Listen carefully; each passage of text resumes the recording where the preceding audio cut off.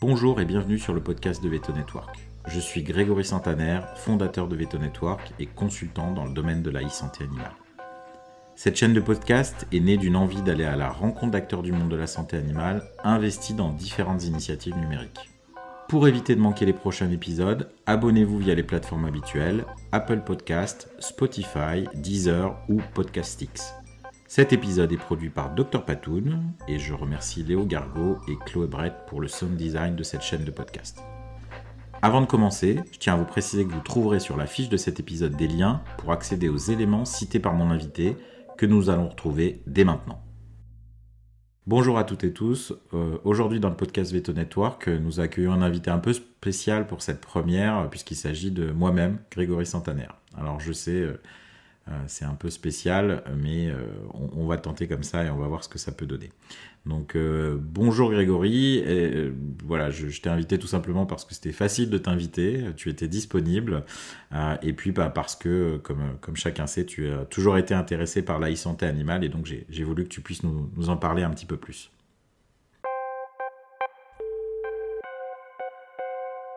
Donc Grégory, une première question que je voudrais te poser, c'est le pourquoi de cet intérêt pour le numérique en santé animale.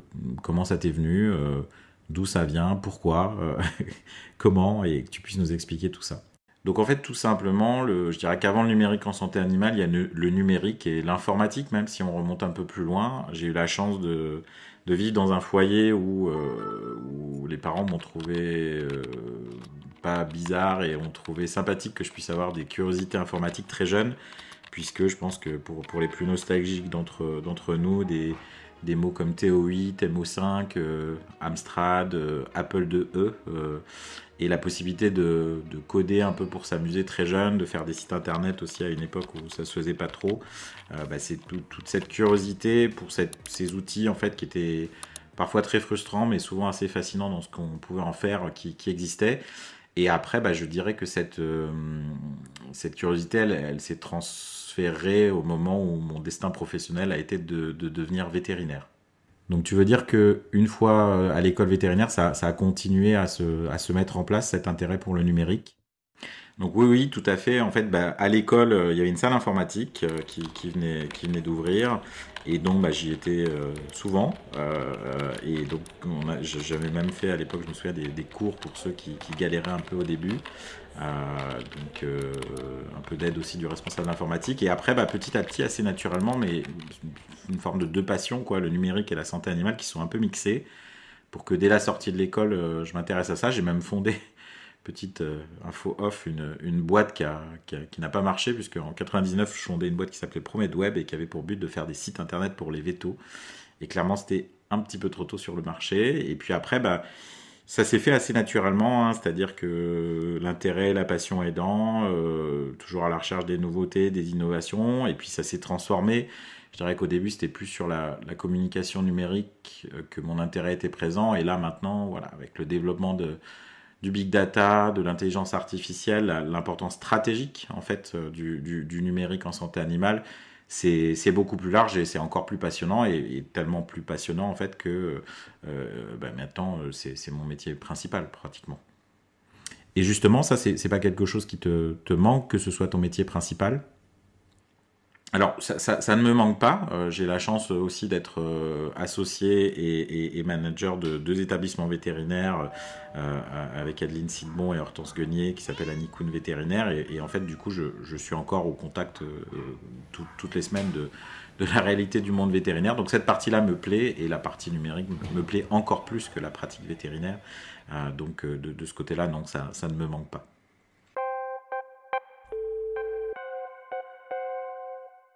Donc tu nous parlais de ta passion pour le numérique en santé animale et actuellement, quel est ton projet en fait? À quel projet tu participes? Qu'est-ce qui t'intéresse, ton projet principal, je dirais? Alors projet principal, je ne sais pas si on peut dire ça.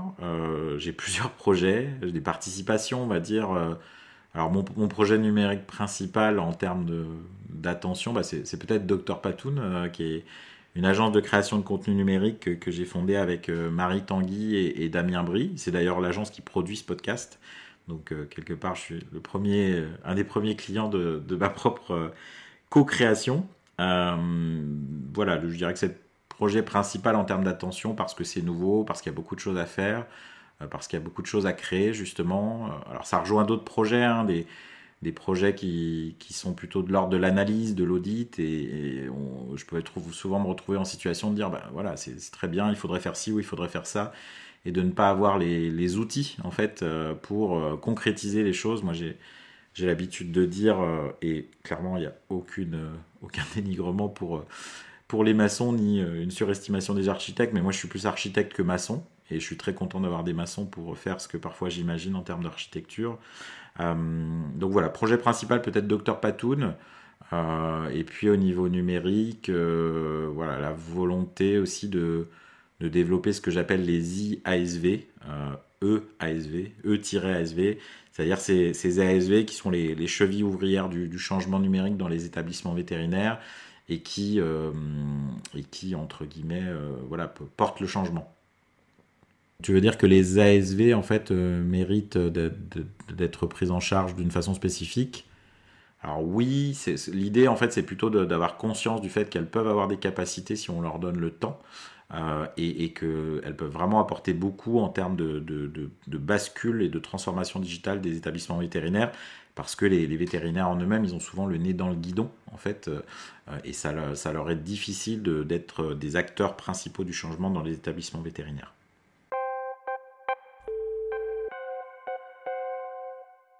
Selon toi, Grégory, quels sont les points clés pour développer le numérique en santé animale?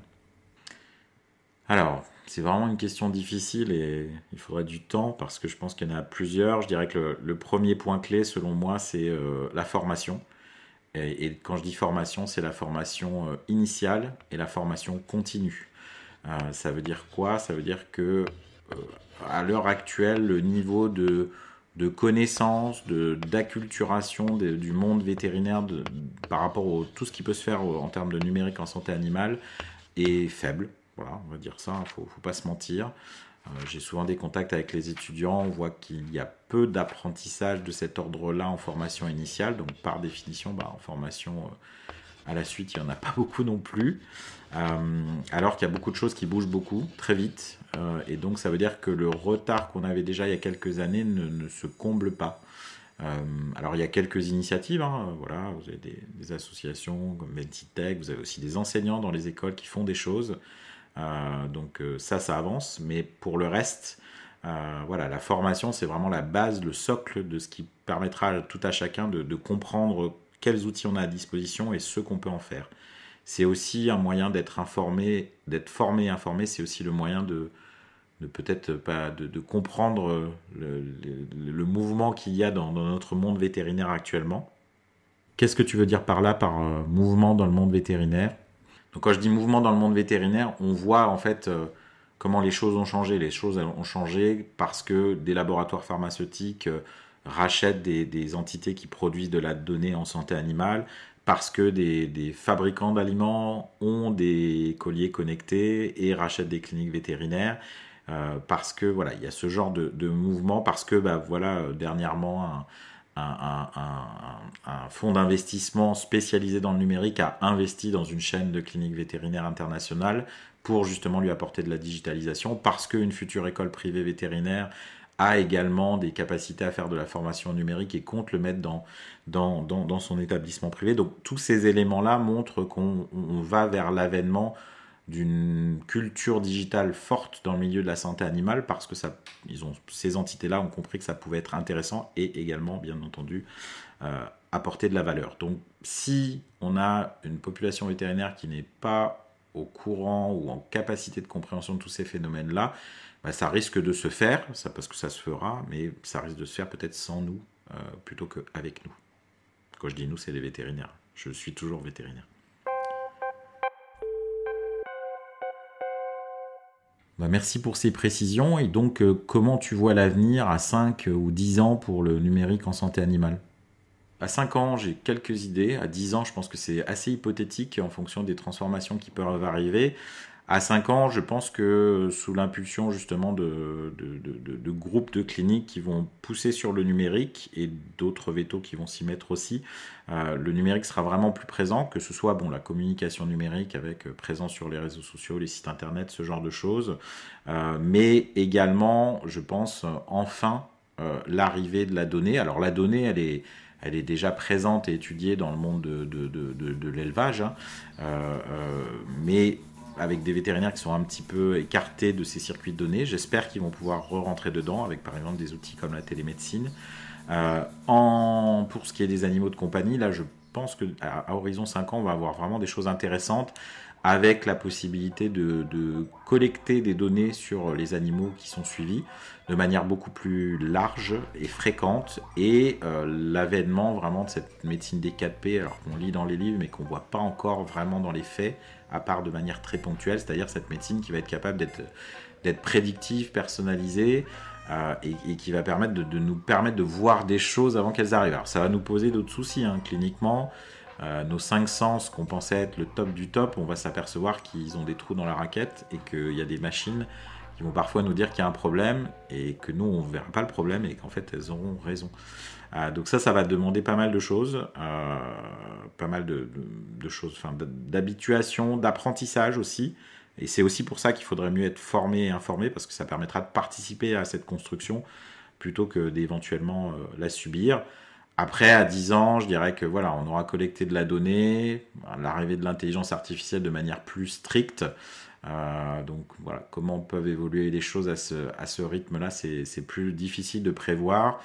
Mais dans tous les cas, je dirais que s'il doit y avoir des changements profonds, je préfère comprendre ce qui se passe et en être éventuellement l'acteur que de voilà, d'être mis de côté et que mis devant le fait accompli. Je pense que ça, c'est un point important. C'est pour ça que je reviens sur la formation et l'information en premier. Ben merci Grégory pour toutes ces précisions. J'espère que ça intéressera nos auditeurs. Alors on va finir par une petite rubrique qui sera récurrente avec tous les futurs invités, qui est un petit peu un questionnaire, alors librement et très modestement inspiré de ce qu'on appelait le questionnaire de Proust, que peut-être certains ont découvert dans Apostrophe à l'époque. Et donc le but c'est de poser assez rapidement des questions, et que tu puisses nous répondre là tout aussi rapidement. Le but c'est que ça ne dure que quelques minutes, et surtout que tu puisses nous citer des éléments. Les éléments que tu vas nous citer seront repris dans la fiche du podcast s'il y a des citations, des références, pour que chacun puisse aller peut-être un peu plus loin en fonction des réponses courtes que tu vas nous faire. Donc on va commencer, c'est parti, top chrono. La qualité principale du numérique selon toi? Alors pour moi, la qualité principale, ou les qualités, c'est la possibilité de s'affranchir du temps et de l'espace grâce au numérique. La qualité que tu préfères chez les personnes qui travaillent dans le numérique? En général, je constate qu'il y a une grande ouverture d'esprit quand les gens travaillent dans le numérique ou connaissent bien le numérique. Ton occupation numérique préférée? C'est pas facile. Je dirais utiliser des moteurs de recherche, parce qu'en gros, c'est la découverte de choses et c'est la connaissance. Moi, je dis souvent, voilà, j'ai rien appris, j'ai tout appris via les moteurs de recherche. Ce qui t'agace le plus dans le numérique parfois? Alors clairement, ce qui m'agace le plus, c'est quand il n'y a pas de réseau. Parce que là, on est coincé. C'est un des inconvénients du numérique. Le projet numérique en santé animale auquel tu voudrais participer?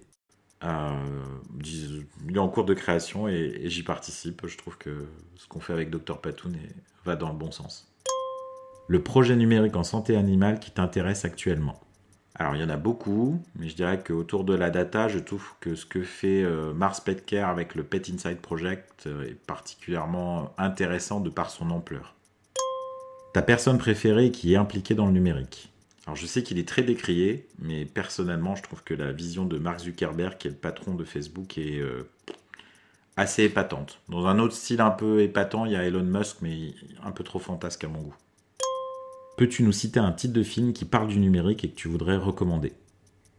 Alors, il y en aurait plusieurs à citer, mais si je dois en choisir qu'un, je vous recommanderais Ready Player One de Steven Spielberg, et de manière générale, tout ce que fait Steven Spielberg sur l'avenir est en général plutôt visionnaire. Peux-tu nous recommander un titre de livre qui parle du numérique? Alors au niveau livre, je dirais dans ce qui est accessible, et je me souviens quand je l'avais lu, ça m'avait fait waouh, c'était un livre qui s'appelle Transformation digitale, l'avènement des plateformes par Gilles Babinet. J'en profite pour faire une petite pub en disant que Gilles Babinet interviendra à la prochaine journée Numanima de VetInTech.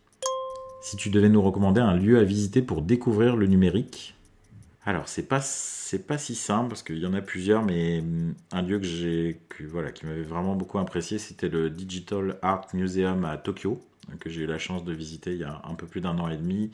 Et c'est vraiment comment arriver à faire des choses féeriques, oniriques et artistiques grâce au numérique. Et pour le coup, ça rendait super bien. Est-ce que tu peux nous parler d'un jeu vidéo auquel tu aimes jouer ? Oui, Assassin's Creed Odyssey, parce qu'il y a vraiment des super beaux paysages, et comme en ce moment c'est un peu frustrant de ne pas voyager, ça permet de voyager. Mais c'est un jeu en plus qui est infini. J'y ai joué plusieurs dizaines d'heures ces derniers mois, et ça a l'air de toujours pas être fini. Si tu devais nous recommander une mesure pour développer le numérique en santé animale, ce serait très clairement un trimestre de formation dans les écoles vétérinaires en 4e année. Alors je sais que c'est problématique parce que ça veut dire retirer des choses puisque le temps n'est malheureusement pas extensible. Ta devise ou citation préférée, numérique ou pas ? Alors oui, alors attends, il faut que je vérifie, mais c'est une devise de Léonard de Vinci, ou plutôt une citation de Léonard de Vinci, et ça dit « Observez l'art, étudiez les sciences, développez vos sens, et surtout, apprenez à regarder pour réaliser que tout est lié. » Voilà, j'aime bien cette citation, et ça fait le pont entre les sciences que j'aime beaucoup et l'art que j'aime beaucoup aussi. Est-ce que tu as une dernière chose rapide à nous dire ? Oui, merci pour ce podcast, même si bien sûr vous avez tous conscience du fait que s'auto-interviewer était un peu curieux. J'espère que ça rendra correctement, et du coup ça voudra dire qu'on pourra malgré tout publier ce pilote de ce podcast. Mais merci Grégory pour cette interview. C'était effectivement particulier d'être de l'autre côté. J'espère que ces échanges autour du numérique vous ont plu. Vous pouvez retrouver sur la fiche de cet épisode des liens pour accéder aux éléments cités par mon invité. Ils vous permettront de mieux découvrir son univers numérique et de développer le vôtre. Pour ne rien manquer des prochains épisodes, abonnez-vous à la chaîne de podcast Veto Network.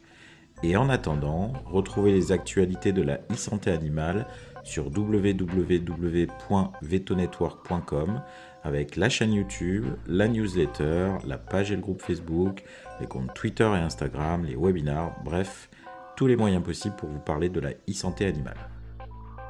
À bientôt pour le prochain épisode de ce podcast Veto Network.